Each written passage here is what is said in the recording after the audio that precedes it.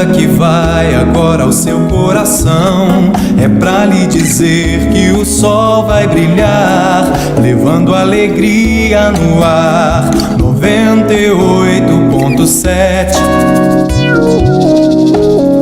Rádio NSC, a rádio que fica com você.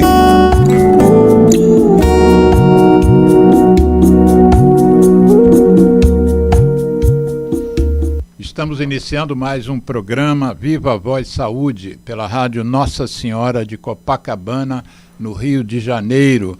Hoje é dia 9 de novembro de 2024 e nós estamos então iniciando mais um bate-papo aqui sobre temas diversos, como de hábito, em que a gente foca mais na questão ligada à saúde, mas não só.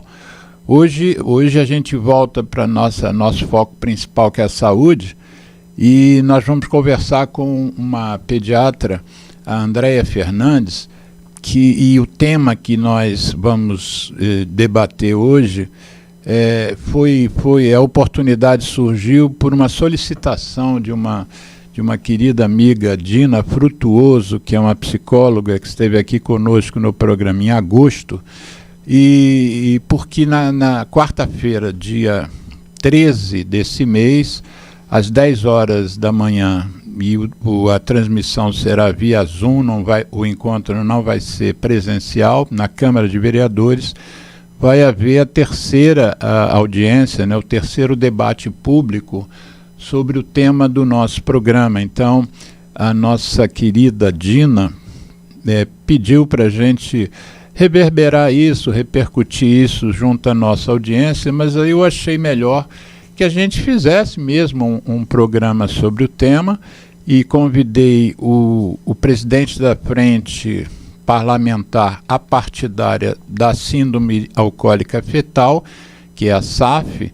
e que vai presidir o debate público do dia 13. Ele teve um compromisso e não pôde estar presente hoje aqui, apesar de estar tudo acordado, mas nós vamos ter a oportunidade de mais uma vez abordar esse tema com uma colega pediatra e neonatologista que tem interesse nesse assunto, tem se dedicado nos últimos anos ao estudo dessa matéria, e então nós vamos tentar abordar os pontos principais desse problema, que é um problema físico, é um problema neurológico, é um problema psíquico, que afeta as crianças, originalmente afeta os fetos, e tem uma frase que quem milita nessa área diz que a SAF, a síndrome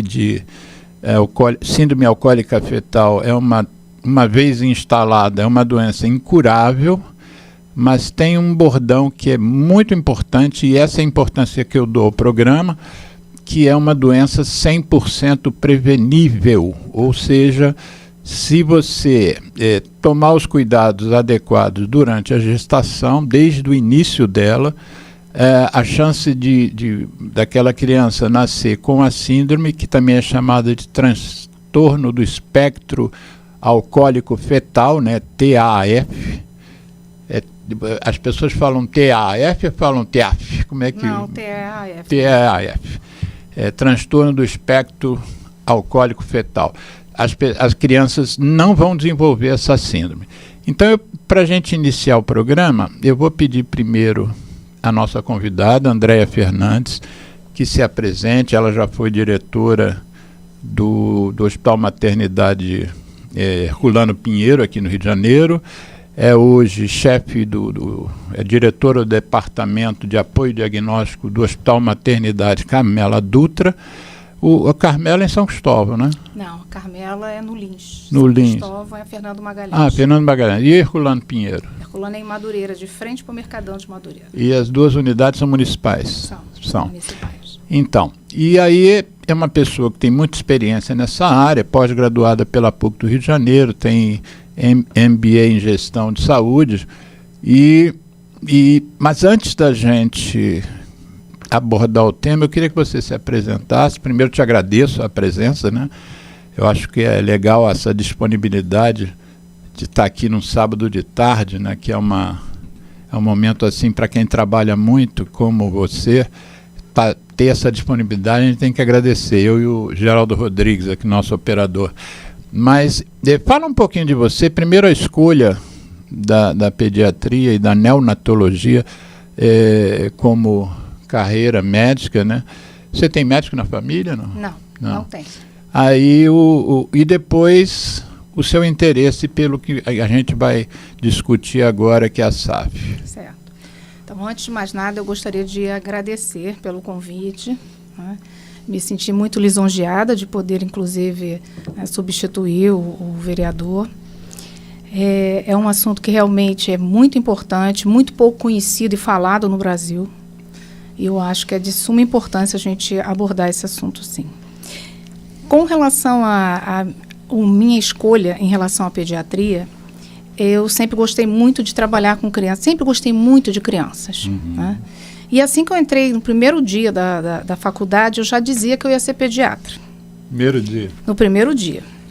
Na verdade, na escola. Eu já falava que eu ia trabalhar com criança, que eu ia ser pediatra. E aí, foram se passando os anos, né? Cheguei na pediatria e realmente eu me encontrei na pediatria. Mas é claro que você sempre acaba ficando assim um pouquinho na dúvida, ainda mais de estudante. Mas eu diria que eu fui assim agraciada, né, com um amuleto da sorte. Porque quando a gente estava fazendo, eu estava com mais 13 colegas dentro da pediatria na faculdade, assistindo um professor. A pediatria na faculdade em que ano? Terceiro?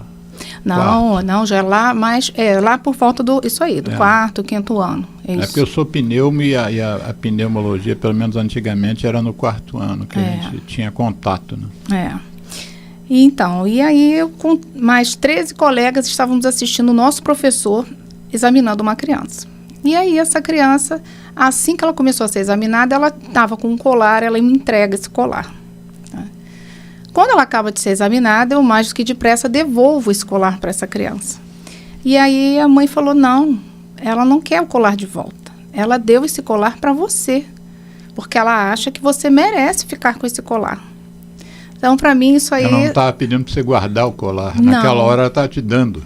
Exato, eu achei que estava me pedindo para guardar, né? Mas não, então, assim, isso para mim foi definitivo, né? Para eu ter certeza que era o caminho que eu tinha que realmente seguir, né? Já, assim, em relação à neonatologia, né, ela veio, na verdade, por acaso na minha vida. Logo, assim, quando eu me formei, eu fui começar a trabalhar numa clínica em que tinha CTI pediátrico e CTI neonatal. Eu queria ficar no CTI pediátrico. Eu achava os recém-nascidos, assim, muito delicados, muito pequenininhos. E aí, não tinha vaga. Então, eu fui obrigada a ficar na NEL, né? Depois de um mês que eu estava na UTI NEL, eu não quis mais sair.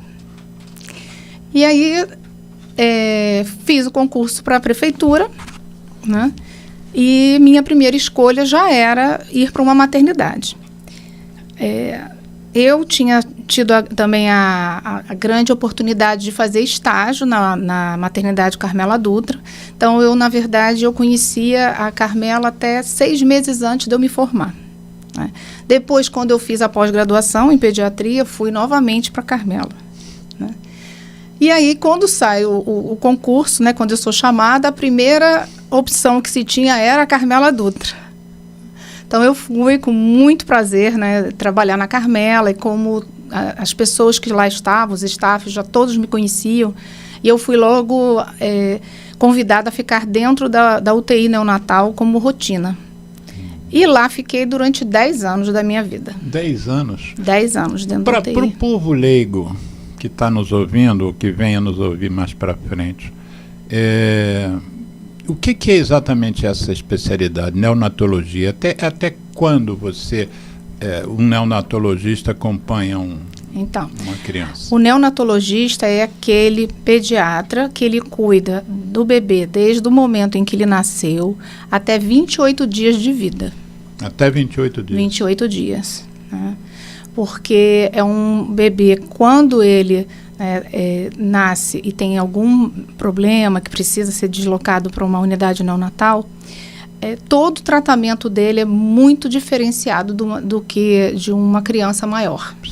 Medicações são feitas em doses diferentes, né? Eu costumo até assim, quando eu estou com as mães, assim, né? Eu costumo dizer, eles são igual passarinho. A gente tem que cuidar muito bem, eles são muito frágeis, né? E um olhar, qualquer olhar que a gente tenha, principalmente enquanto diarista, muitas vezes a criança ainda nem teve alteração laboratorial, mas por você ver aquela criança, você já percebe no seu olhar que alguma coisa não está bem naquela criança. Uma coisa, diz um exemplo assim de algo que você, ao olhar uma criança de 10 dias de vida, você percebe. Diz um caso. Uma situação, por exemplo, que a criança tem uma atividade, né, ali, de movimentos, no caso ali dentro da incubadora, e você percebe que aquela criança, naquele dia, ela já está um pouco mais parada, menos ativa. Não é nem reativa, é menos ativa. E quando você vai tocá-la, você percebe que ela está realmente menos ativa. Isso já é para começar a pensar, né, que a criança realmente está com alguma alteração. Diz outro exemplo, que agora eu estou curioso. São várias 28 situações. Dias, você olha e percebe, tem X coisa. Então vamos lá. A criança sai da maternidade, né, e ela vai para o pediatra para ser visto, né, ali pela primeira vez, nos primeiros 10 dias de vida, para ver se está tudo bem. E muitas vezes a criança, quando chega, ela já chega um pouco ictérica, ou seja, com a pele amarelada, né? E aí, por ter um olhar neonatal, né, muitas vezes eu já consigo até saber se aquela criança tem uma chance maior de ter que voltar para uma unidade neonatal para fazer um tratamento, ou se vai poder fazer um acompanhamento ambulatorial, que seria colocá-la exposta à luz. Hoje a gente não põe mais exposto à luz solar diretamente, né, por conta da camada de ozônio, né?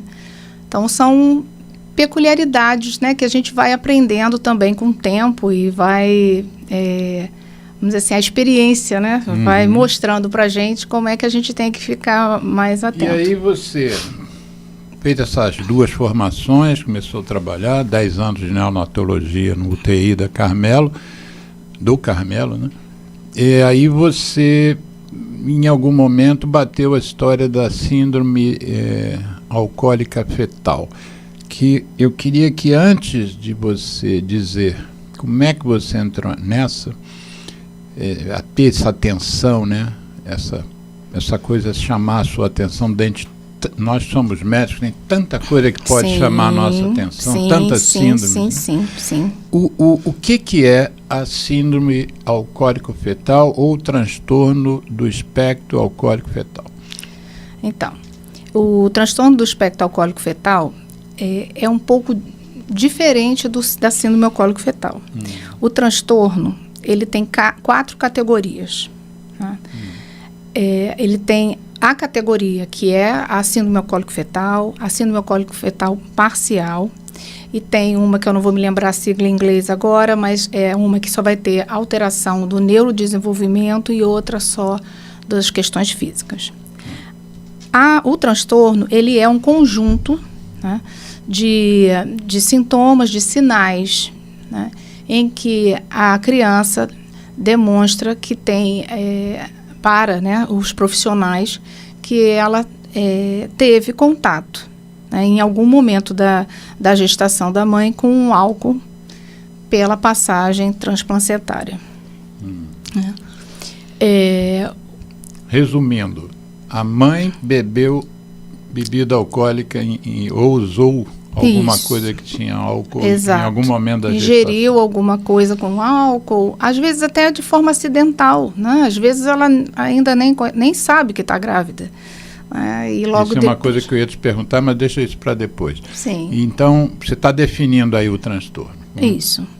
E, assim, o mais grave, sem dúvida, é a síndrome alcoólico-fetal, porque ela cursa alterações comportamentais, alterações de malformações neurológicas, faciais, crâniofaciais, e que levam a situações onde essa criança, logo com os seus primeiros anos de vida, começam a apresentar sintomas, né, que as pessoas acabam assim, confundindo, não confundindo, eu diria, mas são sintomas que, na verdade, são comorbidades da síndrome alcoólico-fetal. Por exemplo, uma criança que tem o transtorno opositor desafiador. Transtorno opositor desafiador. O que é isso? É uma criança que ela tem uma alteração neurológica, onde quando você pede àquela criança para fazer alguma coisa, ela vai te dizer que não vai fazer de jeito nenhum. E para te deixar chateado, ela faz o contrário, porque ela gosta de te ver chateado. Acha divertido. Então, exemplo, né? Você está com uma criança pequena e, de repente, ela pega, sei lá, um cabo de vassoura e resolve bater na televisão. Lógico, a primeira coisa que a família vai dizer é o quê? Para, não bate na televisão. Se você fizer isso com esse tipo de criança, a criança vai continuar batendo. Então, a família tem que aprender a lidar com a criança, que nesse caso vai ter que dizer o quê? Fulaninho, você pode bater em qualquer lugar que você quiser, menos, por exemplo, na parede, porque a criança automaticamente ela deixa de bater na televisão e vai para a parede. E ainda vai te olhar rindo, né, se divertindo da sua cara, porque ele está fazendo exatamente aquilo que você disse que não era para fazer. Repete o nome desse transtorno opositor desafiador. Opositor desafiador, que é uma característica da SAP ou não? Isso acontece em outras... Não, isso pode acontecer de forma isolada, como pode acontecer em outras doenças, né? Mas ela é uma das questões que você tem que pensar quando a criança tem SAF. Tá. São muitas questões que você tem que pensar. Nós vamos fazer uma pausa para a gente colocar um depoimento da Dina Frutuoso, que eu mencionei no início, a psicóloga, que eu pedi a ela que mandasse um depoimento para a gente. Ela mesmo fazendo a convocação para a audiência pública de quarta-feira, dia 13. Mas me chamou a atenção no depoimento que ela cita que a SAF pode ter mais de 400 manifestações diferentes, né? Eu achei aquilo tão assim, um número tão estratosférico, aí eu queria que o Geraldo, você pode colocar o depoimento, quando acabar o depoimento, eu queria que você pegasse esse gancho dos 400 distúrbios. Vamos lá então, Geraldo, quando você quiser ficar à vontade. Venho aqui, em primeiro lugar, agradecer ao doutor Alexandre por colocar a síndrome alcoólica fetal como um tema. Ele já tem convidado o grande baluarte que nós temos no Brasil, que é o doutor José Mauro, já veio aqui várias vezes, já me trouxe também uma vez. Eu sou Dina Frutuoso, eu sou professora doutora da Universidade Federal do Rio de Janeiro e estou presidindo a Comissão da Pessoa Idosa da Associação Nacional e Internacional de Imprensa. E por que eu assumi essa temática da síndrome alcoólica fetal? Porque nosso grande baluarte do Rotary Club, Marlene Manso, me informou sobre isso em 2020, porque eu não tinha nenhuma noção, nunca tinha ouvido falar nessa doença. Então comecei a estudar e estamos com uma frente parlamentar apartidária, porque toda a minha experiência ligada a ser conselheira estadual da pessoa idosa me levou a ver que a necessidade da política pública, e nós conseguimos, o nosso vereador Dr. Rogério Amorim, que foi apresentado por uma conselheira de crianças, né? Uma conselheira que ajuda muito, que faz um trabalho muito bom, e ela, então, levando o tema, o doutor o nosso vereador me convidou para vir falar com ele sobre isso, e eu fiz os pedidos. Eu agradeço também ao doutor Mário Romano, que é da Fiocruz e que tem trabalhado muito e que nos trouxe a necessidade de que se introduzisse na passaporte da cegonha, o chamado passaporte da cegonha, esse tema que não estava em nenhum momento. Então, é uma doença incurável. Aliás, se diz que é a única doença do mundo que é incurável e prevenível. Então, é uma questão de educação. Eu, com meu mestrado e doutorado em educação, eu assumi levar isso adiante. Eu quero agradecer muito esse espaço e quero convidar vocês para o dia 13, agora de novembro de 2024, às 10 horas da manhã, nós vamos ter o terceiro debate público da Frente Parlamentar Apartidária, como já disse, com 26 vereadores, e convidem os vereadores de vocês para assinarem essa frente, porque com mais força ainda nós vamos precisar, na próxima legislatura, continuar, porque nós temos muitas coisas ainda para fazer. O organismo internacional tem o Dia Mundial 9/9 de 1999, eles criaram esse dia. Nós não temos dia nacional, o Brasil ainda não tem. Nós temos em algumas cidades, em alguns estados, dias anacrônicos, não coincidentes, e a nossa luta, que foi o que nós fizemos com a temática da pessoa idosa, é conseguir que seja o mesmo dia do organismo internacional. Aí nós temos imprensa, é isso que nós precisamos. Então nós já conseguimos, nós vamos nesse dia falar algumas vitórias que a Frente Parlamentar já conseguiu, o vereador, o seu gabinete vai nos apresentar, nós vamos ter pessoas convidadas, algumas pessoas vão mandar depoimento também pela internet, porque nós temos esse grande veículo. Então, mais uma vez, agradeço ao doutor Alexandre esse espaço, e mais do que um convite, é uma verdadeira convocação.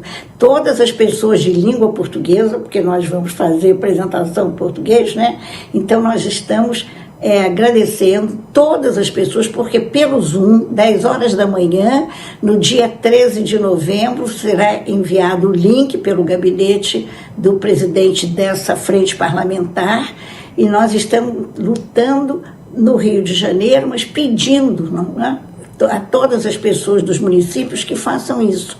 Nós precisamos continuar com esse debate, porque é um esclarecimento para a população. Nós vamos apresentar alguns vídeos que são estarrecedores dos depoimentos das pessoas, como há preconceito, como há fantasias, como há falta de informação dessa doença tão grave. São mais de 400 problemas que podem ocorrer com as pessoas, e a mãe não é alcoólica, ela eventualmente toma um drink.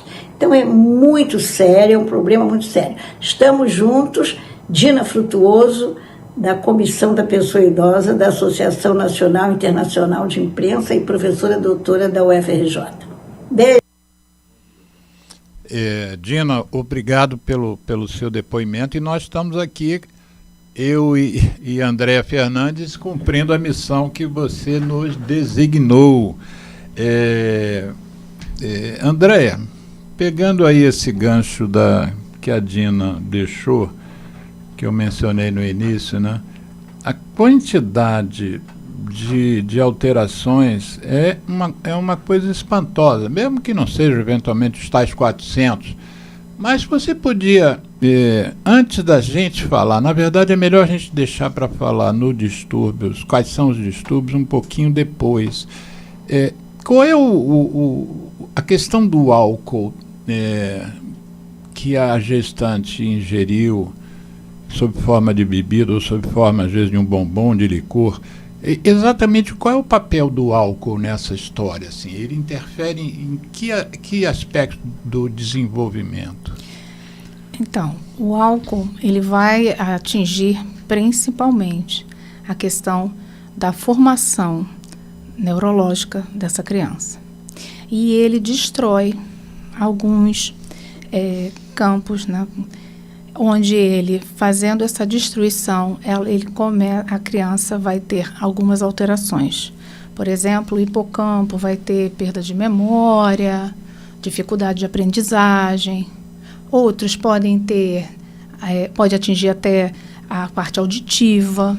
Outros podem ter convulsões. Então, isso vai muito até da questão da própria criança. Isso, até hoje, a gente ainda não consegue definir exatamente como uma criança, né, que às vezes a mãe, né, faz algo mesmo durante a gestação, apresenta menos transtornos do que outras que a mãe só tomou um drink ou comeu um alimento que foi flambado, né? Isso não se tem. A gente percebe que são crianças, por exemplo, que são geradas e geralmente até acabam podem ser prematuras, né? Um fator muito importante são as alterações genéticas que essas crianças têm, né? Na verdade, eu quero dizer assim, na questão mesmo das estruturas que nós temos, né?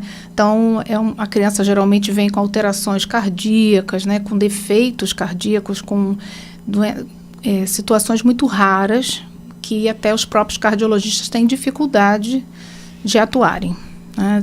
Defeitos em relação ao esôfago, às vias biliares, né? Questões intestinais. Quando você falou aqui, no início, você citou a forma da morfologia do rosto, da face da criança.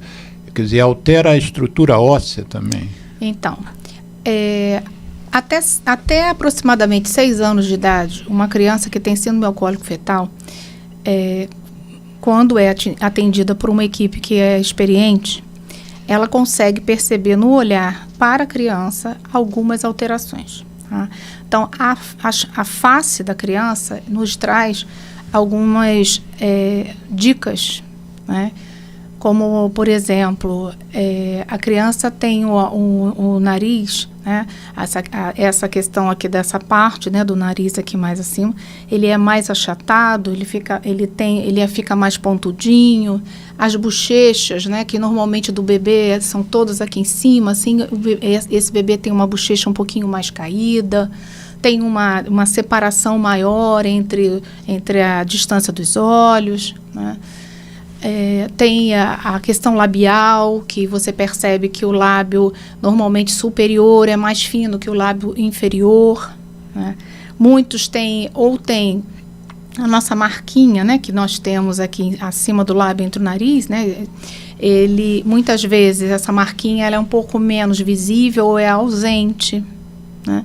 Então, o tamanho do crânio, essas crianças tendem a fazer uma cabeça menor, às vezes tem fechamento, né, antes do tempo de algumas estruturas, tomando formatos de cabeças diferentes. E outras questões, na questão dos membros, na questão do tórax, você começa a perceber, tem afastamento dos mamilos, são muitas alterações físicas que você consegue perceber. Dos membros, o que acontece? Os membros, geralmente, os dedos são mais encurvados, né, principalmente o dedo mínimo e o médio, tá, tanto dos pés quanto das mãos. Mas essa, por exemplo, é uma característica que é muito comum em muitas pessoas, né? E é muito, muito importante até falar que o que eu citei aqui não quer dizer que você vai olhar ali para a pessoa e vai dizer assim, esse aí tem. Porque isso aí é um conjunto, né, de situações, de sintomas que você vai concluir, né, que essa criança ou esse adulto, esse adolescente tem essa patologia, tá? O que acontece é que quando a partir dos 6 anos de idade, com a mudança que nós temos faciais, essas características desaparecem. Então, a preocupação... Desaparecem. Elas vão desaparecendo porque a criança vai tomando um outro formato, o rosto vai mudando, né? E, por conta disso, vai se tornando cada vez mais difícil da identificação. E essa é a grande sacada. As pessoas têm que estar habilitadas para começar a reconhecer essas crianças ainda pequenas, de preferência até uns 2 anos, 3 anos. Tá? Mas não é a realidade, principalmente do Rio de Janeiro. Não é a realidade. Entre não. Pediatras, você está falando. Pediatras, psicólogos, fonoaudiólogos, neurologistas, muitos não conseguem identificar. Criança chega até os 6 anos sem ter sido diagnosticada e... que aí levam algumas, como essa doença é uma doença que tem muita comorbidade, então ela leva daquelas que todo mundo já conhece. É o transtorno espectro autista, o déficit de atenção e hiperatividade, né? Porque essas crianças vítimas da SAF, elas têm essa questão de hiperatividade também é uma característica? Sim, porque principalmente no momento em que, se a gente fala que a alteração é neurológica, se esse contato com álcool for nos primeiros 3 meses, no primeiro trimestre, então onde são feitas, principalmente nas primeiras semanas, são feitas as maiores alterações. Então são crianças assim que são impulsivas, não aceitam não como resposta. São crianças... do agressor opositor, né? O transtorno opositor desafiador. Opositor, eu tenho que escrever isso aqui, senão eu vou esquecer. O TOD, que a gente chama de TOD. TOD, opositor desafiador. Tá. São crianças que às vezes apresentam um transtorno de processamento sensorial. O que é o transtorno? Esse é um transtorno onde muitas crianças levam a fama que são chatas para comer, que o fulaninho não gosta de um determinado alimento, só porque ele está impurê, ele é cheio de nojinho. Não, isso não é assim. Isso é um transtorno que ele tem, que ele não consegue enfrentar, que para ele é difícil ele enfrentar essa condição. Então, aquela criança que persiste, por exemplo, uma dificuldade de colocar um pé na areia, pisar na grama, então, tem que ser também sempre avaliada e com um conjunto de sintomas, pensar em qual patologia pode ser. Inclusive, esse transtorno de processamento sensorial é muito comum dentro do autismo. Então, quando se fala em transtorno, a primeira coisa que o neurologista, o fonoaudiólogo, a terapeuta ocupacional vai pensar... Pediatra. O pediatra é TEA. Não, a criança está em autismo. Com certeza isso é autismo. Não é possível que não seja outra coisa. Porque, pensar em síndrome alcoólico fetal. Síndrome alcoólico fetal acontece no quê? Nem 1% da população tem síndrome alcoólico fetal. E a TEA? Né? E a TEA... Quantos por cento? TEA tem mais, já está aí, eu não sei exatamente a quantidade, mas já tem uma... Isso eu estou falando a nível de Brasil, tá? Que já tem uma quantidade grande, porque a gente percebe... que eu, que tenho mais de 20 anos de consultório e tenho essa questão do atendimento em neonatologia, a gente percebe que de um tempo para cá, sem dúvida, as crianças começaram a apresentar mais alterações neurológicas.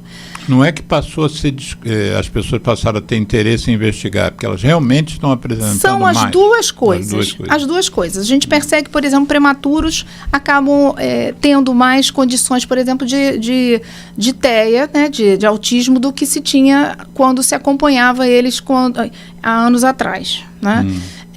Algumas alterações, às vezes a gente também percebia, e a gente mandava para o neurologista, porque a gente não sabia o que era. Aí sim, poderia ser um autismo, né?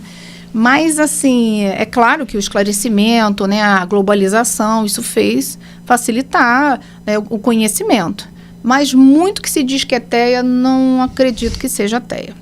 Inclusive, quando você fala em outros países, como, por exemplo, Europa, né, Canadá, África do Sul, né, Europa e África do Sul são os maiores, eu posso dizer, são um dos maiores países que têm já mais conhecimento sobre esse assunto. Tá? África do Sul? África do Sul. A África do Sul é onde mais tem catalogado casos de síndrome alcoólico fetal até o momento. Mas será que é porque eles fazem mais diagnóstico ou há algo lá que porque eles fazem isso? Mais diagnóstico. Né? Então, por exemplo, na Espanha, né, existem alguns hospitais, como, por exemplo, em Barcelona, que é um dos pontos chaves da síndrome alcoólico fetal, em que tem maternidades que estudam esses casos e investem no tratamento dessas crianças. Porque a gente tem o dia 9... né, de setembro, que é o dia que é mundial, né, para ter a conscientização e a prevenção, né, da questão da síndrome alcoólico fetal, mas a gente tem que pensar também que, além disso, a gente tem crianças que estão nascendo e que a gente precisa tratar, né? Então, com a pandemia, por exemplo, a pandemia até 2019, Estados Unidos e a Europa, eles conseguiram observar que numa década estava tendo redução de bebidas alcoólicas. As pessoas estavam bebendo menos, tá? Com a pandemia, isso inverteu. Então, começou a beber mais, começou a ter até óbitos, não só por conta do Covid, mas sim também por conta do uso do álcool e mais alterações, pessoas com alterações por conta da ingesta do álcool, né? Eu tenho uma clínica para tratar de fumante há muitos anos. Eu trato de fumante desde antes de haver tratamento para fumante, né? Era mesmo dar atenção e conversar. E durante a pandemia praticamente zerou meu atendimento. Olha. Ninguém queria parar de fumar. Se a clínica fosse para aumentar o consumo, para as pessoas fumassem um maço, passasse para 2, eu teria enchido a clínica. Eu imagino. E isso aconteceu certamente com álcool também. Sim, né? Sim. As pessoas, sim, por vários motivos. Exato, né? Claro. Né? Até porque as pessoas ficavam confinadas. É. Então, e muitas pessoas ficavam confinadas, tomavam álcool com seus parceiros, né, sem a menor pretensão de engravidar e, de repente, engravida. Muita gente engravidou na pandemia, né? Pois é. Então, eu acredito que daqui a uns 10 anos a gente vai ver que essa pandemia, em relação à síndrome alcoólico fetal, trouxe muitos casos, vai aumentar muitos casos. Na Europa já existem alguns artigos que falam que, quando eles vão quantificar, eles consideram que o SAF já é mais comum até do que o autismo. Eita. Mas uma coisa assim, daqui a pouco a gente vai falar em tratamento, vamos deixar o tratamento para o segundo bloco, né? Vamos tentar esgotar o seu conhecimento, eu te explorar aqui em relação a porque eu quero que esse programa, não só, ele está sendo acompanhado agora pela rádio 98.7 FM Rio, que é a Rádio Nossa Senhora de Copacabana, o NSC. A rádio tem um site que é o www.radionsc.com, que aí o alcance da rádio FM não é universal aqui no Rio, mas o site, evidentemente, você pode estar no Japão.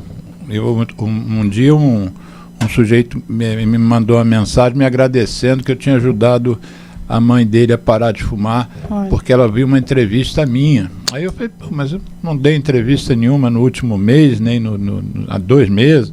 Aí ele falou, não, ela ouviu uma entrevista sua do Japão. Ela estava no Japão acompanhando uma coisa que você tinha posto lá em algum lugar no meu canal e tal, e parou de fumar por causa da entrevista. Ela já estava para parar de fumar, exato, e aquilo foi um empurrão, isso, né? Mas, e eu gostaria que esse programa, sinceramente, todos os programas que a gente faz aqui, a intenção nossa é que ele seja bem divulgado. Sim. Mas esse particularmente, porque se trata de um problema que pode ser muito, muito, muito grave, mas ele pode ser evitado, como eu disse lá no início, em 100% dos casos. Não é, existem poucas situações na medicina que a gente pode garantir isso. Em medicina a gente costuma dizer que não existe 100%. Exato. Mas no caso da SAP existe. Sim. Todos esses transtornos que a gente está se referindo aqui aos pouquinhos, Dina já foi lá para cima com 400, né? A gente não vai abordar aqui tudo isso, mas tudo isso pode ser evitado, bastando que a gestante... Porque, por exemplo, o Dia Nacional de Combate ao Fumo desse ano, de 2024,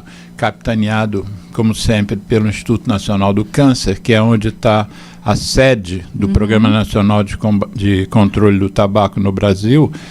O dia esse ano, desde 1986 que nós temos o Dia Nacional de Combate ao Fumo. O desse ano, o tema foi as mães gestantes não fumarem. E tinha lá toda uma quantidade imensa de justificativas para que as mães não fumem. Só que no caso do fumo, a mãe pode não fumar, mas se o pai for fumante, pode gerar os distúrbios como se fosse a mãe. No caso da bebida alcoólica, o pai beber álcool não interfere não tem... Ainda não se tem estudos ainda suficientes para saber se isso realmente pode ou não influenciar. Como assim? Me explica. Pois já existem alguns estudos que falam, até o momento, que, né, que a princípio que não teria influência.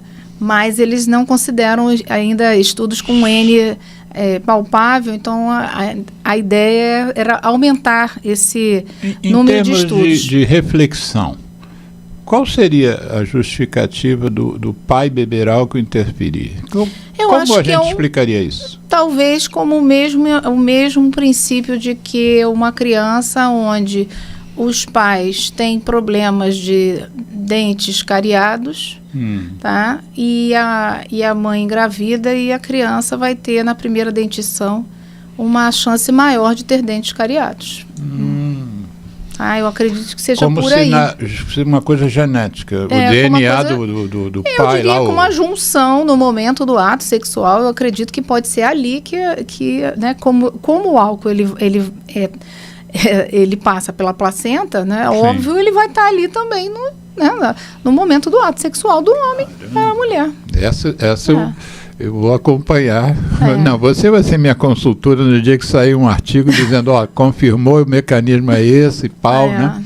Mas uma das coisas que eu achava que era importante o papel do homem, seria o papel do homem apoiar a mulher. Por exemplo, o casal está acostumado a beber desde que namoravam. E aí eles planejam para engravidar. E aí a gravidez chega.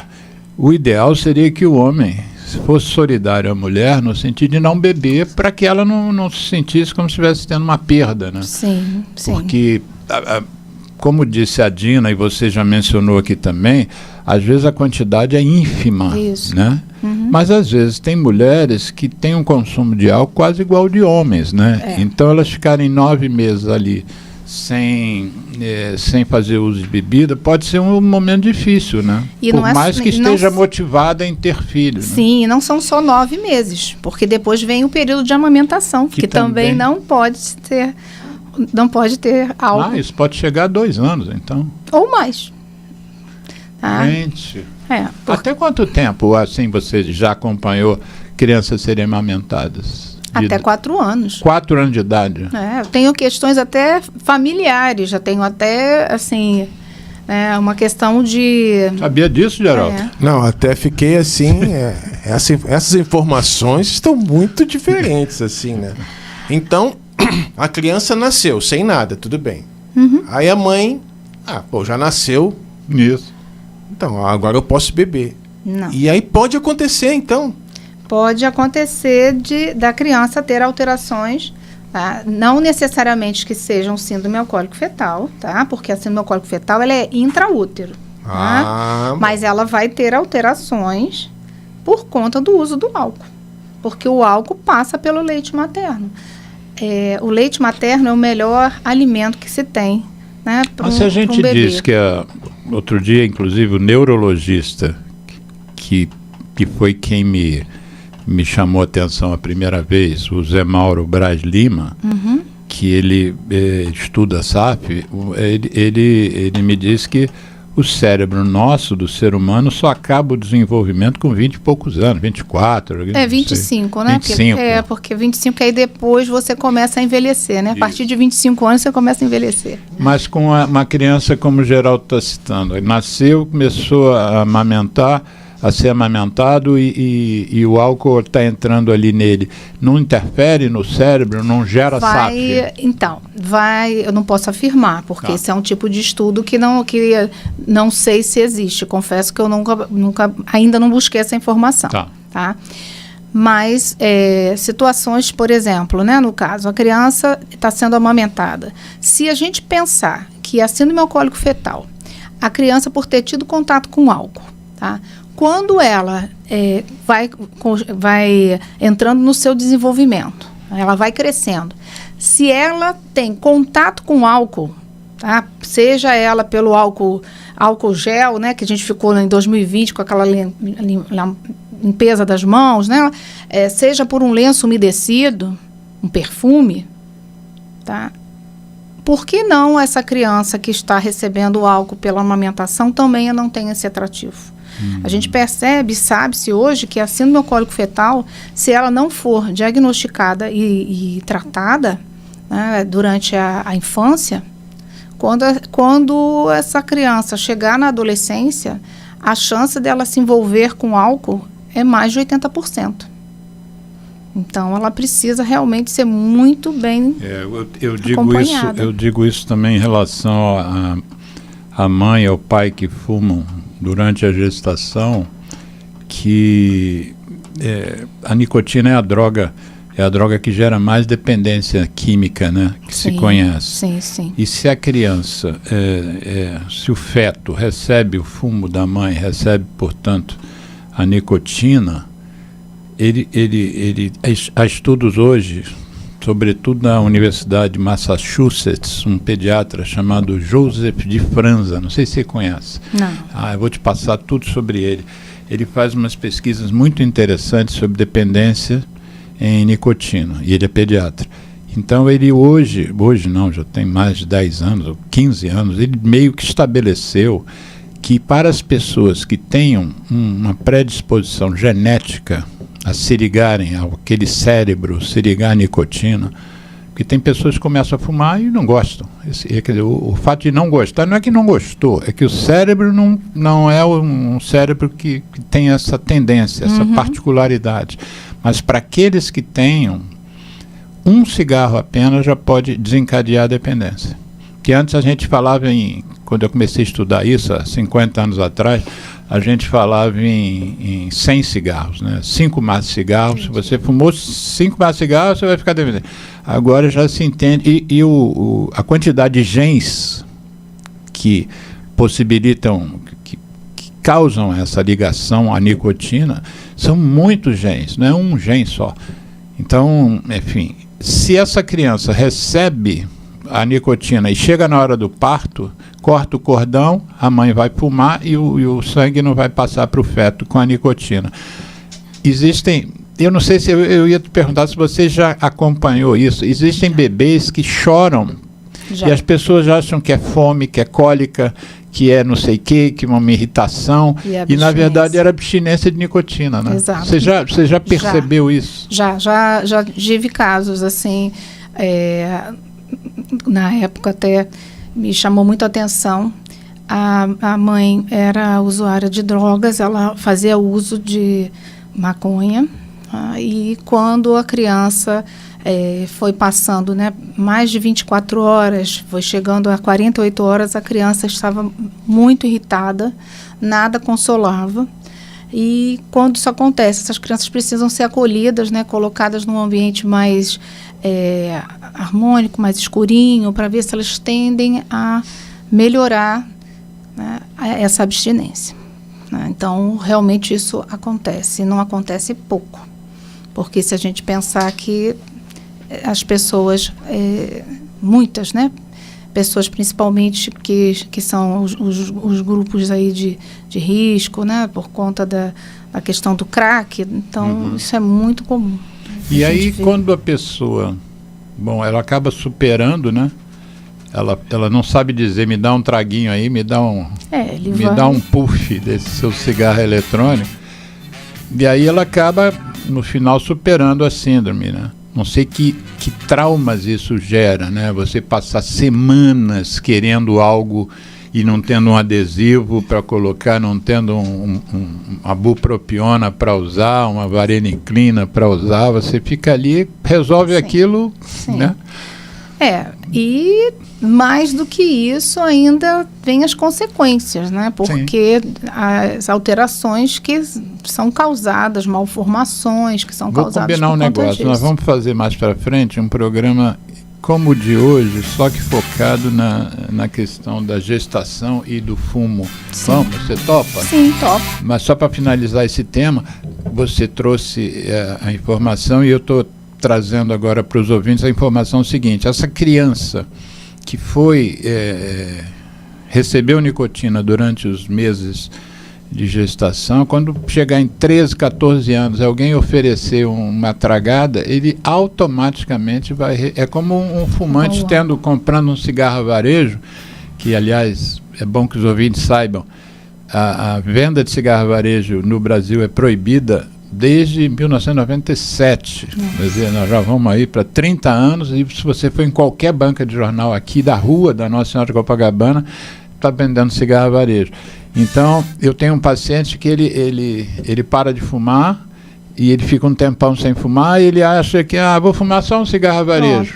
Pronto. No dia seguinte ele já comprou o maço, né? Com certeza. Vamos fazer o seguinte, vamos fazer um intervalo, o Geraldo vai escolher uma música, porque esse programa é uma iniciativa da nossa ONG, que é o Centro de Apoio ao Tabagista. Né? O nosso foco maior de todos na saúde são as consequências do tabaco.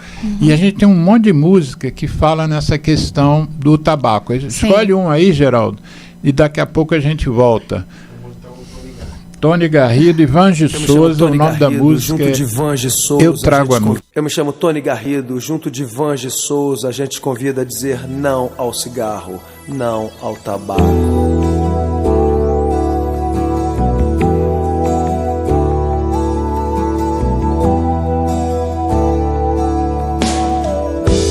Ao caos da fumaça de tantos carros e chaminés, somado ao ar já pesado, cigarros, charutos e narguilés.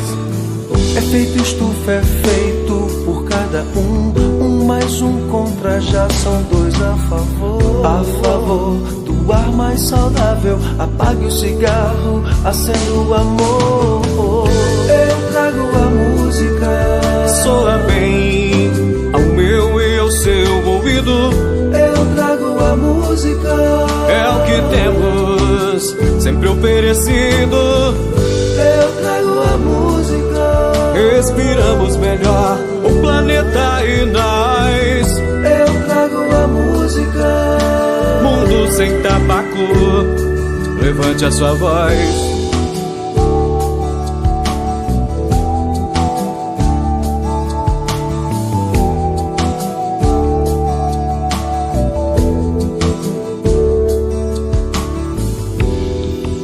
Eu trago a música, soa bem ao meu e ao seu ouvido.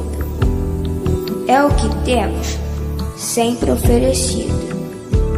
Eu trago a música, respiramos melhor o planeta e nós. Mundo sem tabaco, levante a sua voz. É feito estufa, é feito por cada um mais um contra, já são dois a favor do ar mais saudável. Apague o cigarro, acenda o amor. Eu trago a música, soa bem ao meu, ao seu ouvido. Eu trago a música, é o que temos sempre oferecido. Eu trago a música, respiramos melhor o planeta e nós. Eu trago a música, mundo sem tabaco, levante sua voz.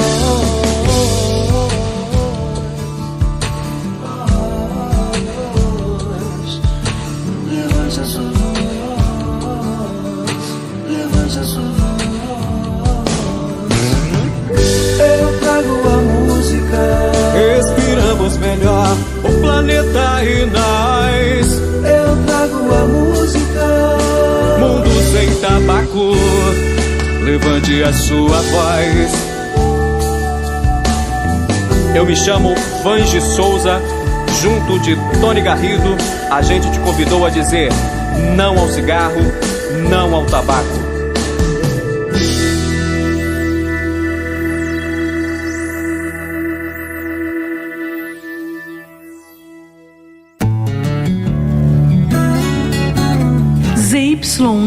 201, Associação Comunitária Nossa Senhora de Copacabana, 98,7 FM, a onda que chega ao seu coração.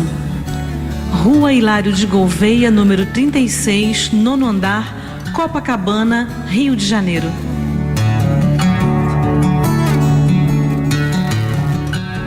Estamos reiniciando o programa Viva a Voz Saúde. Vamos para o segundo bloco. O tema de hoje é super interessante. Eu estou absolutamente motivado em participar desse movimento, que é um movimento de conscientização do casal, né? E dos gestores também. Não é só o casal que vai engravidar que precisa estar conscientizado. Acho que a gestão também, a gestão municipal, estadual, a gestão federal precisam de consciência, porque eles é que têm os recursos para gerar, para construir um painel informativo, né? A gente tem hoje redes sociais, a gente tem várias formas para tentar influenciar e para informar as pessoas, né? Eu não sei exatamente a quantas anda isso, e eu vou então iniciar esse segundo bloco fazendo essa pergunta à minha convidada, se ainda existe, o quão é utilizada a questão do planejamento familiar, efetivamente. Isso existe ainda? Porque a gente não ouve falar muito nisso, né? Assim, não é dado destaque, pelo menos destaque que eu entendo, né? A gente vê crianças nascendo com sífilis congênita ainda nos dias de hoje, né? Por um pré-natal que às vezes que não é feito ou é mal feito. A gente vê pessoas que poderiam ter evitado uma transmissão de HIV para o feto, às vezes não foi feito o diagnóstico. Se isso não é feito, se o pré-natal não é feito da forma que a gente gostaria, eu fico pensando no planejamento familiar, que é uma coisa prévia, onde, enfim. Como é que está isso? Você então, que é dessa área. Essa questão, a gente já vem trabalhando, e eu posso me incluir, principalmente porque já fui diretora de unidade, isso já é uma preocupação de muitos anos. Com as questões de, exatamente como você falou, planejamento familiar, da mortalidade materna, né, porque muitas pacientes já acabam fazendo cesáreas, às vezes são cesáreas que são desnecessárias ou acabam acontecendo mesmo, né, a fatalidade de ter alguma ocorrência. Então, são situações que, sim, são pensadas, tanto em planejamento familiar, quanto na questão da sífilis, apesar da sífilis ainda ser uma das maiores doenças, né, que temos como problema dentro de uma maternidade. Né? Às vezes a gente pensa na sífilis como uma infecção sexualmente transmissível só, mas não, ela gera problemas cardíacos gravíssimos, né, e outros. Muita coisa. Né? Pois é. Inclusive gera neurosífilis, né? Neurosífilis, exatamente. Então, assim, inclusive, assim, você comentou sobre o HIV. Hoje é mais raro a gente ver uma criança nascer né, com HIV. Ela pode ter sido exposta ao HIV durante a gestação, mas quando a paciente entra na maternidade, existe um protocolo de exames que são feitos naquele momento.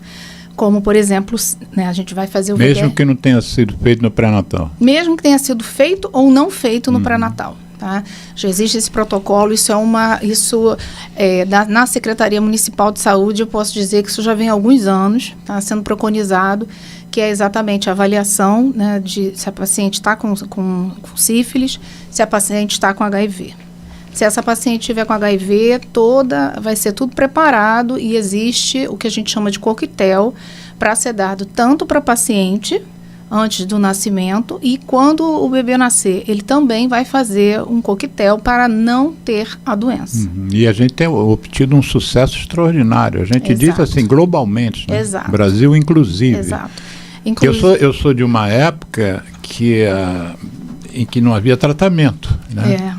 Então, as crianças em gestações de HIV, todas desenvolviam a doença. Sim, né? Eu também sou dessa época, ainda peguei essa época aí. Eu comecei a trabalhar no Hospital de Curicica no início da década de 80, né, 81. E eu me lembro que tinha um serviço de clínica médica e um serviço nosso, né, de pneumo. E aí, num determinado momento, o serviço de clínica médica foi partido ao meio e o chefe da clínica médica, meu colega Jaime Rabakov, ele era o chefe da clínica médica e passou ao chefe desse serviço de algo que a gente não sabia o que era. Mas, quer dizer, a gente pegou, eu pelo menos peguei desde o início essa história. Né? Eu tinha uma professora de biologia que era excelente, ela era do Fundão. Então, já no ensino médio, eu tive contato com a situação de que doença era essa que estava surgindo. Então, eu me lembro que em 1985, né, foi quando eu conheci a doença, fiquei sabendo de todos os detalhes, como era desenvolvida e tudo, e que me foi interessante, porque fizemos um estudo, inclusive, sobre, né, de grupos, que quando eu fui fazer o meu vestibular, a redação era "Fale tudo que você sabe sobre HIV". Eu não tive a menor dificuldade. Caiu isso na redação? Caiu na redação. Então, assim... Em que ano foi? Isso foi em 88. Em 85 foi quando eu fiquei sabendo isso. E eu fiz o vestibular em 1988. Que legal. Mas vamos voltar à questão do planejamento familiar, porque nesse momento, tudo isso poderia ser discutido, né? Você aqui no intervalo falou uma história dos 1000 dias. Eu achei interessante. Eu gostaria que você também divulgasse isso para os nossos ouvintes, porque é uma questão que eu nunca tinha ouvido falar, mas que é uma questão que vocês estão dando muita ênfase hoje. Explica o que é essa questão dos 1000 dias. 1000 dias de vida, seria o momento da concepção até a criança ter 2 anos de idade. Nesse período, a gente sabe que é um período muito importante na questão de alimentação, né, vitaminas, do desenvolvimento, de você observar o quanto essa criança vem com o seu neurodesenvolvimento adequado. Então, é de extrema importância todo esse cuidado.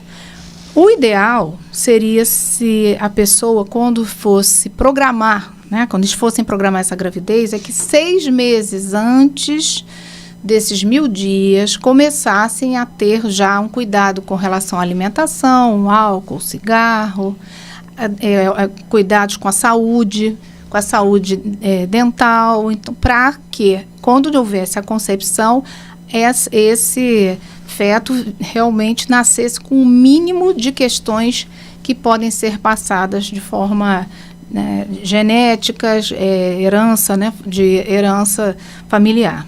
Né?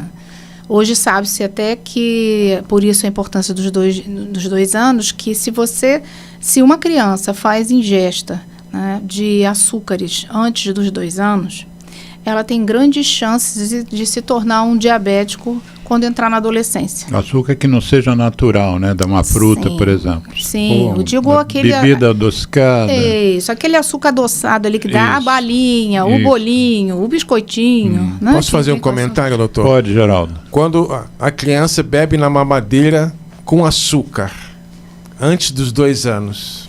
Ainda tem isso? Poxa, doutora, aí a senhora me entregou. Eu sou suspeita para falar de mamadeira, porque eu sou de maternidade, né, que a gente diz que é amiga da amamentação, né? Então, eu sempre preconizo, aonde eu estiver, no meu consultório, sempre vou levantar a bandeira pro leite materno. E, por conta disso, essas crianças, geralmente, quando chegam a partir dos 6 meses, poucas são as crianças que vão querer mamadeira, né? São crianças que muitas vezes elas vão aceitar o leite puro, sem nenhum adicional, que é o que a gente preconiza hoje, não colocar nenhum tipo de farinha, nenhum aditivo naquele leite, que existem fórmulas, inclusive preparadas, que são próximas ao leite materno, para atender essas crianças. Né? Cada vez mais, né, a ciência, a tecnologia vem se aproximando mais da composição do leite materno. É claro que é insubstituível. Isso vocês não classificam naquela alimentos ultraprocessados, não? Não, nesse caso aí... Mesmo sendo um leite industrializado? Não, porque tem algumas situações em que a gente, né, tem consciência de que pode acontecer algo em que aquela mãe, né, pode não conseguir amamentar. Sendo que hoje existem muito mais, vamos dizer assim, existem situações muito mais fáceis do que se tinha em décadas anteriores. Existem, por exemplo, creches que têm a possibilidade da mãe tirar o leite em casa, levar esse leite para dentro da creche para ser oferecido para o próprio filho. Existem espaços em algumas empresas também para esse fim. Mas nem todo mundo consegue. E aí, às vezes, a criança acaba... Normalmente, a criança é amamentada quantas vezes por dia? Uma criança normal. Livre demanda. Mas normalmente, em média, qual é a demanda dela? A demanda, se eu for pensar na questão do bebê de 0 a 6 meses, ele, como a gente brinca, é quase um come-dorme, né? Então, ele acorda, ele vai ter o estímulo de mamar, ele vai mamar a quantidade que ele deseja, né? A gente não tem como medir, né? Se a gente for falar em fórmula, aí a gente solicita que seja oferecido mais ou menos de 3 em 3, de 4 em 4 horas, né? Com isso, porque eu penso que a mulher que tem a licença de 6 meses, né? Licença maternidade, vamos dizer que ela tem um trabalho puxado. Quando acabar esses 6 meses, ela vai para esse trabalho puxado. Às vezes sai 5 horas da manhã de casa, volta às 8, sei lá, 6. Existe um vácuo aí que ela não está lá para amamentar, né? Você diz que tem criança que é amamentada, você já viu, até 4 anos, né? Sim. Aí essa mãe faz o quê? Essa é uma mãe privilegiada, né? Que deu leite até 4 anos, é uma mãe que cuidava, né, dos filhos, né? Naquele momento não atuava no mercado de trabalho, então aí acaba sendo... A criança conseguiu, né? Ter esse tempo.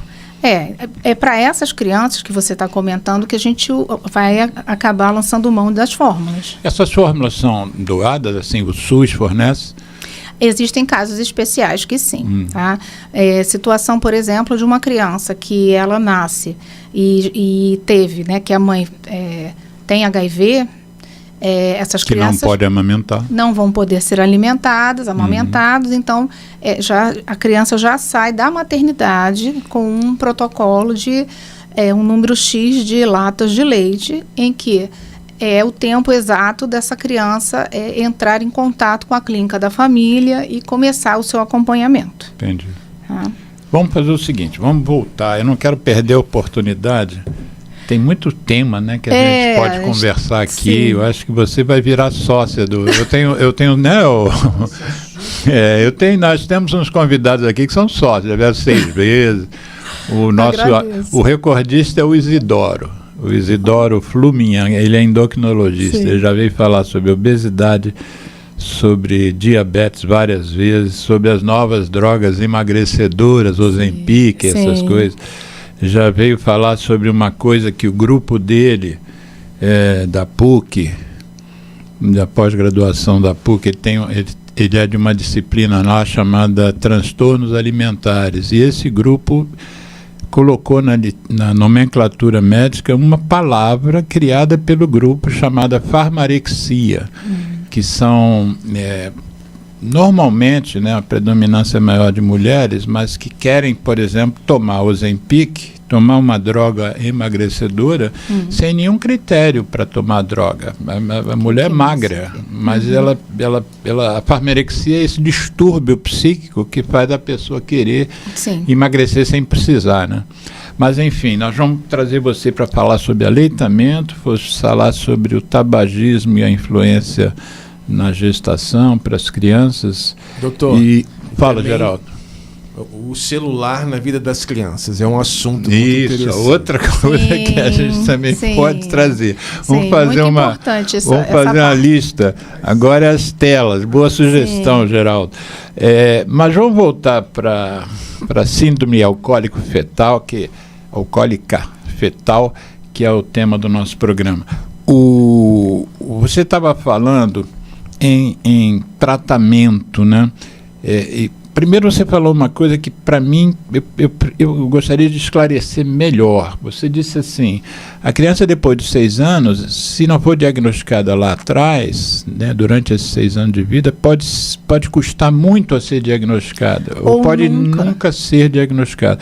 O nosso convidado, o que primeiro me trouxe o tema da SAP, que é o Zé Mauro Braz Lima, que é um neurologista e um neurocientista, ele me disse que há casos de criminosos, né, de pessoas que se tornam criminosas, às vezes com crimes de homicídio e tal, que na verdade a causa foi a SAP. Inclusive, até por isso que eu digo assim, na Europa já existem várias ONGs, já existem vários grupos, eles fazem evento, tem inclusive assim, tem congressos só para falar sobre sofrimento, sobre síndrome alcoólico fetal. Congresso de SAP. Isso. Teve agora esse ano, né, em setembro. Aonde? Foi em Madrid. Teve esse... Setembro, lembrando para os ouvintes que não ouviram o primeiro bloco, 9 de setembro de 1999 foi criado o Dia Mundial da SAP, né? Então, do combate à SAP. Combate à SAP, então nós já temos aí, sei lá, nós temos 25 anos, né? Isso. 25 anos. Então, essas...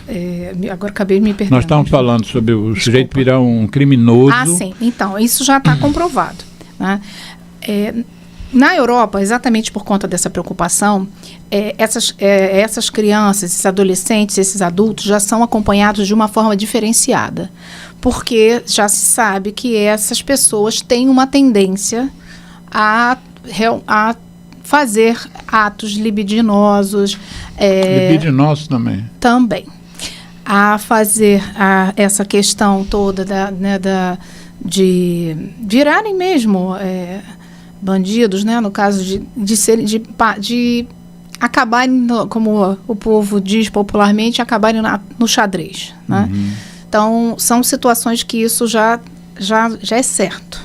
Né? Já é certo. Já é certo. É uma tendência muito grande. E alguém consegue, vamos dizer, o jeito está sendo julgado lá, alguém consegue analisar esse crime foi causado, motivado pela SAP? Então, é aí que está começando a se pensar isso lá em outros países. Sim. Porque algumas pessoas estão sendo, né, incriminadas, são punidas, né, e acaba-se sabendo, né, depois que tudo foi decorrente de uma síndrome alcoólico fetal. Mas isso ainda está também muito incipiente. Muito. Né? Quer dizer, é bom que quem esteja nos ouvindo, por exemplo, se você estiver nos ouvindo e for pai ou mãe de uma pessoa que vai engravidar, se você for avó, se for tia, se for amigo de bar, inclusive, se a sua amiga de bar está dizendo que quer engravidar,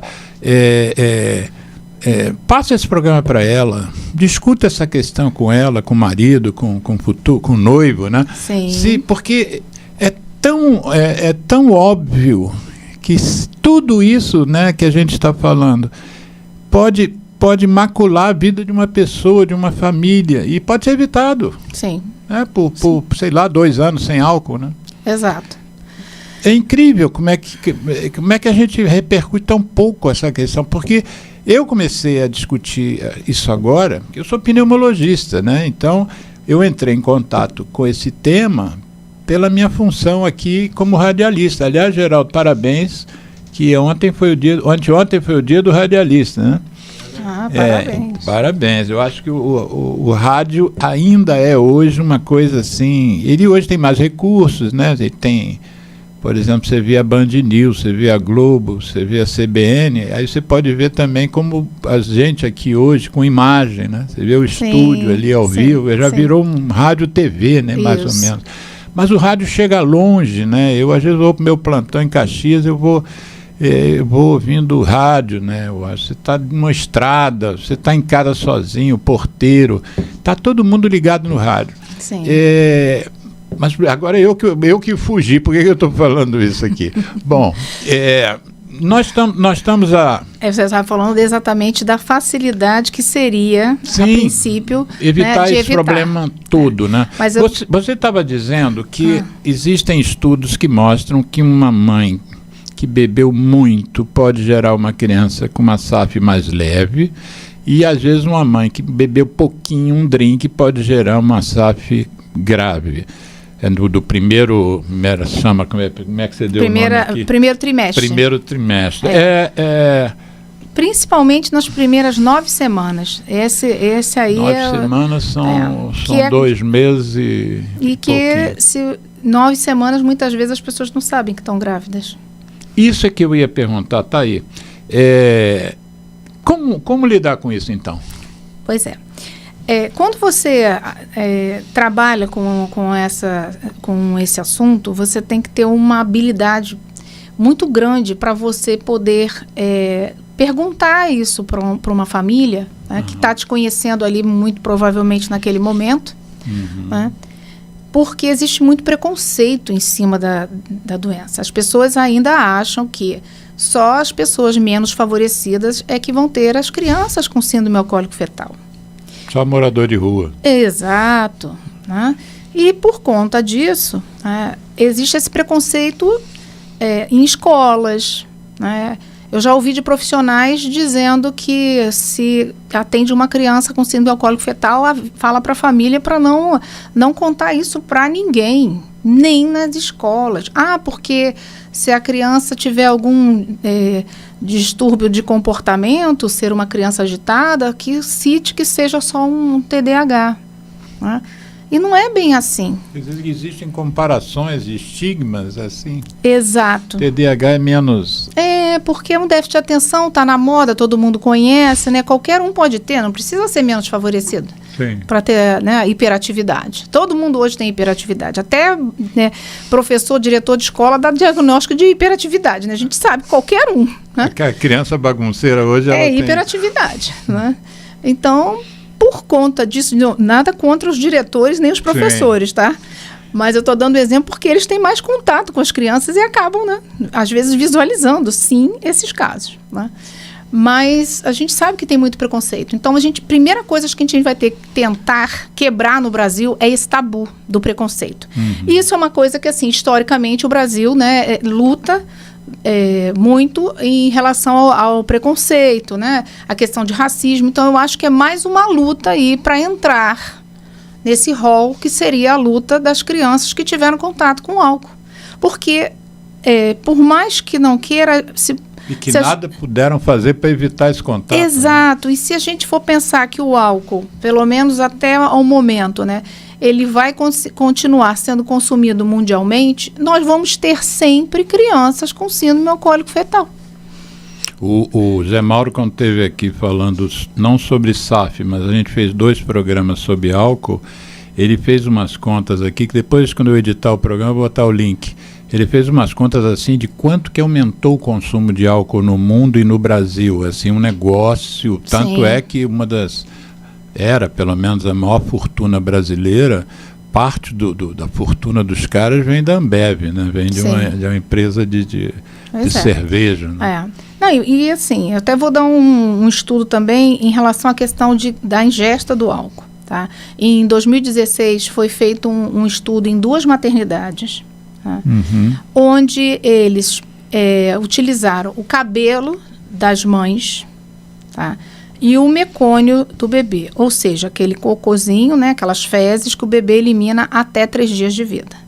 E ficou comprovado que aquelas pacientes, elas fizeram uso de álcool, tá, em 60%.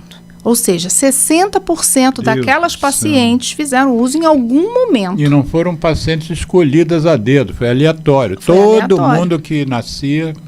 Foi feita 60%. 60%. Aonde isso? Em 2 maternidades na Espanha, né, em Barcelona. Duas maternidades de Barcelona. 60%. Foi em 2016. Você diz que na Europa já está se trabalhando isso há mais tempo, mas mesmo assim 60% dos partos. Exato.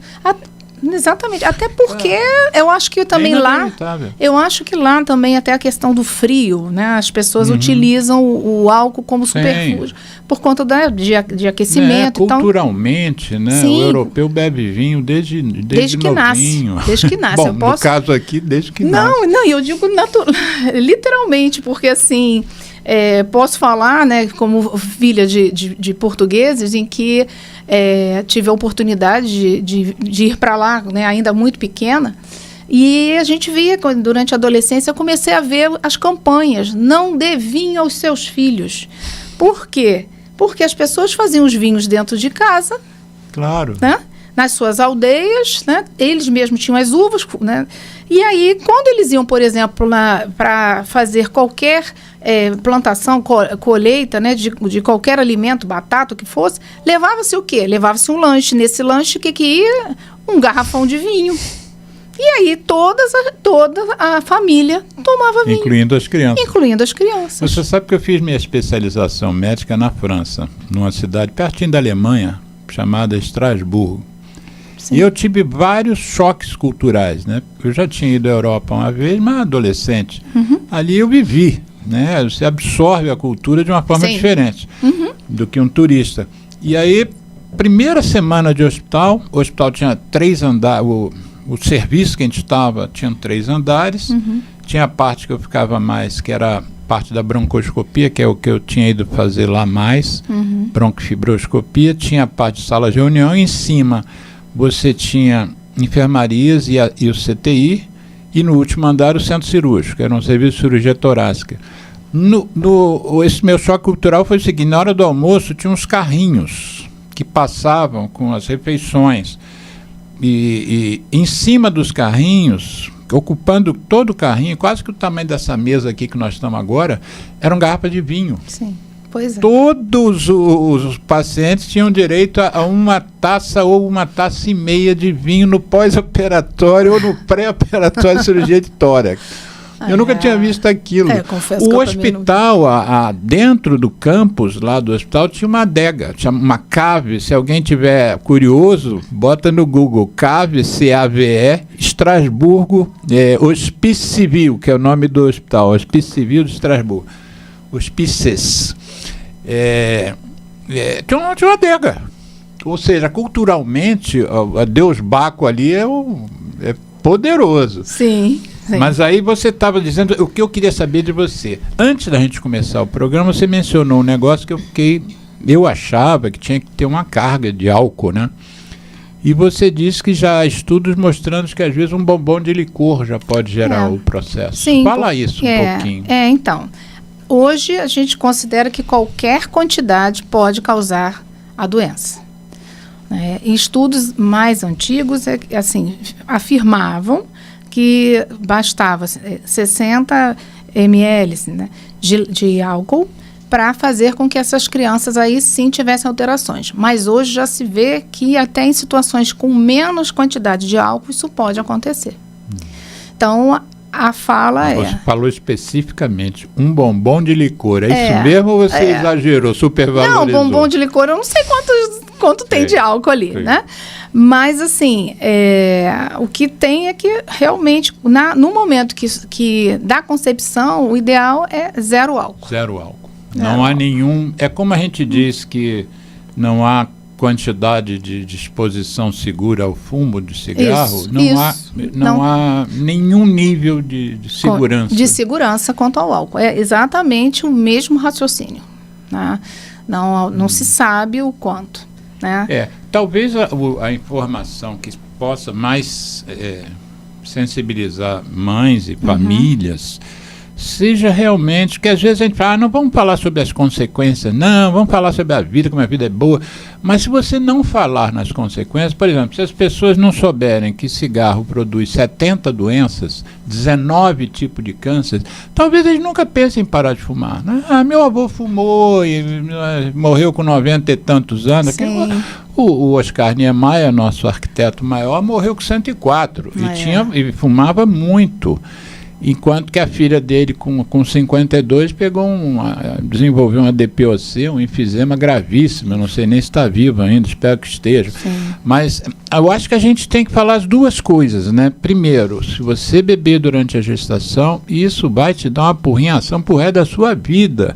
Vocês dizem, essa doença é incurável, né? É incurável. É incurável. Então, se você ali, não, mas eu vou tomar só uma tacinha, mas se você, Andréia Fernandes, está dizendo aqui que os estudos mostram que às vezes um nível muito baixo já gera uma alteração no neurodesenvolvimento, no desenvolvimento. Quando a gente, hoje não sei se ainda é valorizada a história do QI. QI é uma coisa que se dá valor hoje? Hoje em dia a gente fala mais em altas habilidades, não é o QI mesmo.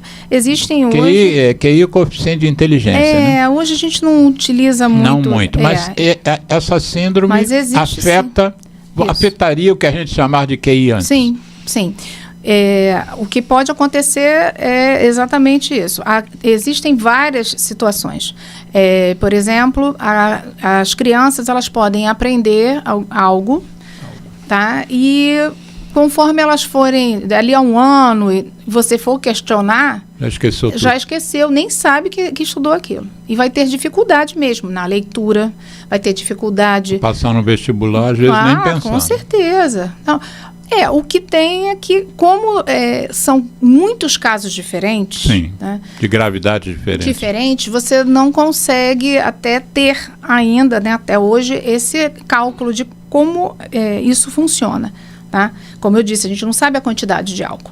Então, assim, tem crianças que você vai olhar e vai dizer, essa criança é completamente normal. Tá? Eu tenho uma paciente, adolescente, tá? Que eu fiz o diagnóstico dela agora, como adolescente. Por quê? Eu atendia, ela tem outras irmãs, né? São 3 irmãs, e as 3 são do mesmo pai, né? E cada uma teve um perfil, um perfil diferente. Né? Uma com mais facilidade, outra com menos facilidade. Teve uma que aprendeu logo a ler muito pequena, né? Já teve uma que foi no padrão e teve uma outra que teve mais dificuldade. Né? E eu não tinha também essa visão. Então, eu via a dificuldade, tentava ajudar no que eu podia, orientando o que poderia fazer, mas eu não sabia o porquê. Quando eu comecei a estudar e que eu tive a chance, né, de conversar com essa mãe e com a própria adolescente, né, é que a gente percebeu que o problema estava na comemoração que a mãe tinha tido antes de saber que estava grávida, né? Coitada, ela não... Foi uma situação, né? E a adolescente ficou, por incrível que pareça, a adolescente ficou muito feliz, porque ela disse para a mãe, tá vendo, mãe? Eu já disse que eu não sou preguiçosa. Eu disse para você que eu tinha alguma coisa. Né? E assim... Ela percebia, mas não sabia o quê. Exato. E assim que ela saiu, né, do consultório, né, com todos os encaminhamentos, a mãe de pronto começou a atuar para tentar ajudar essa filha. Né? Então, assim, eu acho que o que tem é isso, saber. Você saber para poder tratar. Você identifica muito que só atrapalharia, né? Muita culpa nessas mães? Sim. São aquelas mães que têm consciência que tomaram álcool e quando você... E que não deveriam ter tomado. E que você pergunta, elas vão negar. Aí você percebe que aquela criança, no caso, né, com principalmente quando tem essas alterações crâniofaciais, você percebe que houve contato, mas ela não assume. E nisso que você não assume, fica mais difícil de tratar e fica mais difícil até para entrar em estatística. Porque você não tem como. Claro, você vai... muitas dessas crianças, como elas têm algumas alterações, como eu falei, crâniofaciais, elas vão para o geneticista. E é uma coisa importante. Tá? Porque já se sabe que, tirando as alterações genéticas, a doença que mais pode causar, né, num bebê essas alterações neurológicas é o síndrome alcoólico fetal. Então, ele tem que passar pela geneticista até para poder ter certeza... Né, descartar qualquer outro tipo de patologia. Existem doenças que o indivíduo pode acompanhar a doença do paciente, quer dizer, o médico, a médica, sozinho o tempo todo, mas existem doenças que realmente tem que ser transdisciplinar. É uma equipe multidisciplinar, que é o caso da síndrome alcoólico fetal. Né? Porque a criança, você vai percebendo com o passar do tempo o que a criança vai precisar. Inicialmente, uma terapia ocupacional, muitas vezes uma fonoaudióloga, né? Essa terapia ocupacional, ela é um método, né, de atendimento em que vai ajudar a organizar essa criança. Se ela é uma criança que não consegue, né, atender a chamados, ela é uma criança que se nega, né, a fazer determinadas coisas, então ela vai começando a conseguir ter um convívio social melhor. Então isso vai melhorar porque essas crianças têm dificuldades até de fazer amizades. Então isso vai aos poucos melhorando. É claro que a criança crescendo, aí entra o psicólogo. Né? O psicólogo vai atender. O ideal seria, né, o psicólogo começar a atender uma criança até a partir de uns 2 anos, 2 anos e meio. 2 anos e meio já? Porém, pelo menos até o momento, no Rio de Janeiro, um psicólogo que atenda nessa idade os casos de síndrome alcoólico fetal, eu não conheço. Para ser mais preciso, um dos poucos lugares que eu identifiquei como um local especializado para tratamento é em Barcelona. Tá? Aqui nós não temos um local especial. Ali perto da minha casa, eu moro do Leblon, na Gávea, em frente à PUC, o Estado criou um espaço, não sei como é que se chama, eu estou até para trazer a diretora aqui no programa, um espaço para acompanhar autista. Sim. Esse espaço não está aberto para quem tem SAF, em princípio. Se tiver o diagnóstico, não. Não. Então, e não é só o CAPS. Então não tem lugar nenhum específico. Exato. Esse é o problema. Tá? E assim, isso pode a gente citar qualquer unidade de saúde pública ou privada. Ou privada. No caso, no estado do Rio de Janeiro. Ainda não existe ninguém, porque as pessoas não sabem como lidar. Quer dizer, o diagnóstico é pouco feito e o tratamento é pouco feito também. E aí, você em 3, 4 minutos, você diria que o programa é longo, mas infelizmente ele termina. Claro. Você diria assim, em rápidas palavras, quando você fala em tratamento para uma síndrome como essa, que tem 1 milhão de distúrbios, o que seria exatamente? Se tem convulsão, tratar a convulsão? Não, então, essa criança vai ter que ter um acompanhamento multidisciplinar. Tá? Então, vai ser o pediatra, né? O psicólogo, o terapeuta ocupacional, o nutricionista. Esse seria o padrão ouro, né? Nutricionista para os casos de crianças que têm dificuldades alimentares, psiquiatra, por conta das questões de crianças que têm alterações, literalmente, que se tornam crianças com doenças psiquiátricas, que também podem ser, e o neurologista, como eu falei. Tá? Eu acho que eu não sei se eu já esqueci. Não sei se eu esqueci. Você só não falou no pediatra. Não, falei pediatra, foi o primeiro que eu falei. Então fala de novo. Então, pediatra, fono, terapeuta ocupacional, psicólogo, psiquiatra, neurologista. Tá. Sim, eu esqueci. O geneticista lá no início. Eita! Porque tem o geneticista que você tem que... ele tem que te ajudar no diagnóstico, junto ao pediatra. O pediatra desconfia, manda para o geneticista e tem que ser um geneticista também que conhece. Eu fiquei curioso, realmente, se a rede está preparada para essa demanda, né? Eu diria talvez esteja preparada porque a demanda é pequena, né? Não, então. Não é que ela esteja preparada. Essa demanda acaba indo para os casos de transtorno espectro autista. Sim. Por quê?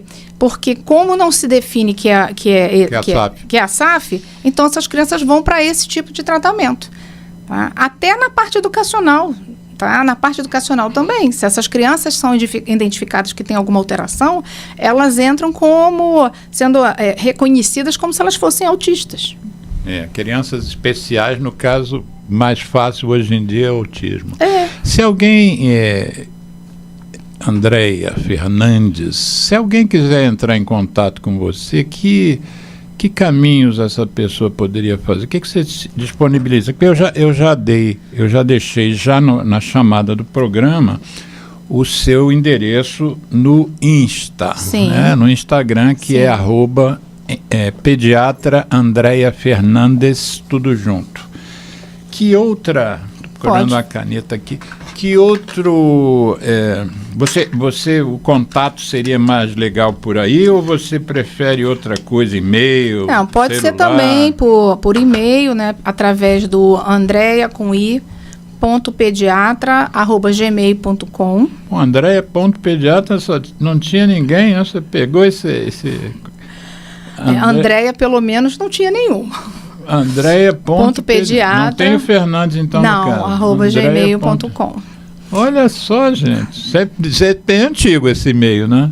Você já tem há bastante tempo. Relativamente, sim. Né? Porque que eu sou um pouquinho tecnológica. Mas deu sorte. Mas fala. E assim, também estou disponível pelo WhatsApp, né? Que é o 21 9962 1958.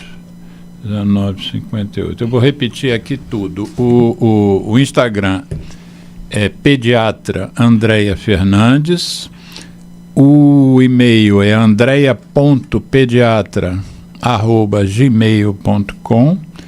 E o zap, o prefixo Rio de Janeiro, 21 99621. Peraí, tem uma coisa. Não, tem uma coisa errada aqui. Repete o zap. 21 999. São 3 9. Isso, 62 19 58. Maravilha. Na edição do programa eu vou botar por escrito, Sim. fazer uma legendazinha. Ok, agradeço aí pelo convite. Não, mais uma vez. Que não só já